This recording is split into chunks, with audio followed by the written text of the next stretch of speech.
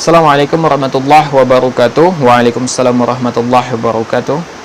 Di kampung saya banyak orang yang bermain togel, padahal saya sudah memberitahu bahwa bermain togel itu judi. Tapi kata pemain togel tidak haram karena untuk mencari nafkah.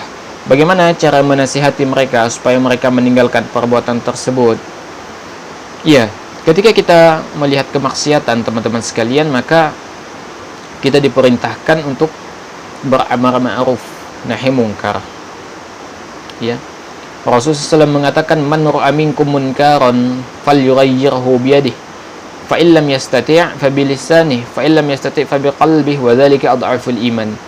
Kata Nabi SAW, jika kita menyaksikan kemaksiatan, maka cegahlah kemaksiatan itu dengan tangan kita. Jika kita tidak mampu, maka dengan lisan kita. Dan kalaupun dengan lisan pun kita tidak mampu, maka dengan hati kita, dan itu selemah-lemahnya iman. Ya. Jadi ingat, ketika kita melihat kemaksiatan, maka wajib adanya amar ma'ruf nahi mungkar dan pengingkaran tentunya. Nah, bagaimana cara menasihati mereka? Ya, para pemain togel, ya. Bagaimana cara yang ampuh menasihati mereka? Sebenarnya ya, kalau masalah dakwah ini, ya, masalah mencegah dari kemungkaran ini perlu pendekatan-pendekatan tentunya. Ya. Tidak bisa kemudian antum ketika orang sibuk main togel, ya kemudian datang, oh ini haram, oh neraka, itu nggak bisa seperti itu. Harus ada pendekatan-pendekatan, apalagi motif yang mereka lakukan adalah mencari nafkah. Ini motifnya, ya. Maka tidak bisa serta-merta antum katakan, oh haram, neraka, nggak bisa seperti itu. Ya, nggak bisa. Maka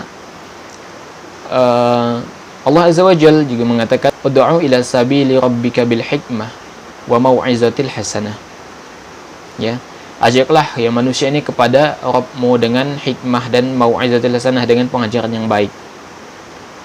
Jadi jangan sampai niat baik kita untuk mendakwahi mereka agar mereka meninggalkan perbuatan buruk mereka itu membuat mereka lari dari kebenaran.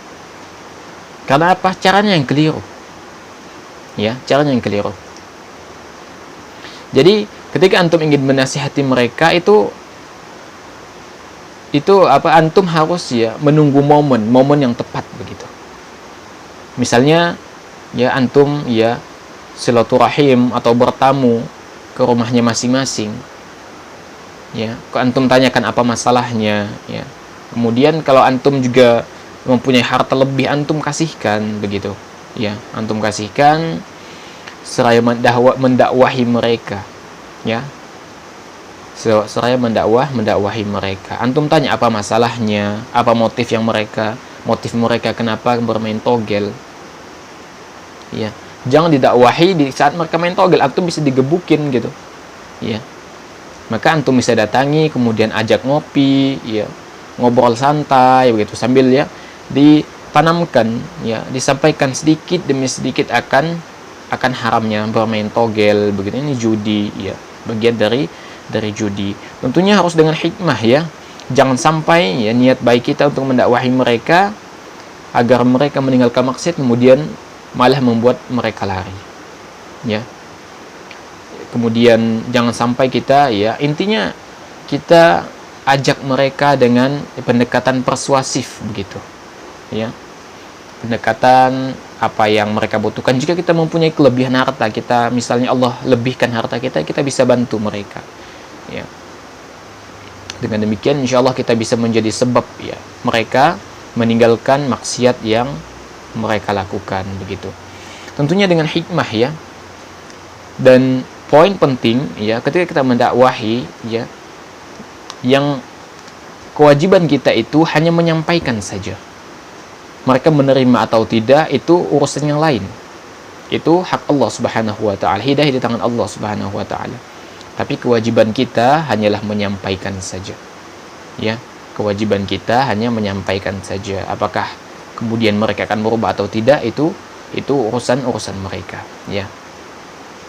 Jadi jangan sampai antum berputus asa tentunya dalam masalah ini. Jangan sampai karena ditolak, ya, kemudian putus asa. Tidak, ya, tetap istiqomah, sampaikan kebenaran kepada mereka. Ya, semoga kebenaran yang antum sampaikan kesekian kalinya itu bisa mengetuk hati mereka, kemudian mereka meninggalkan apa yang telah mereka lakukan. Ya. Wallahu a'lam bishawab.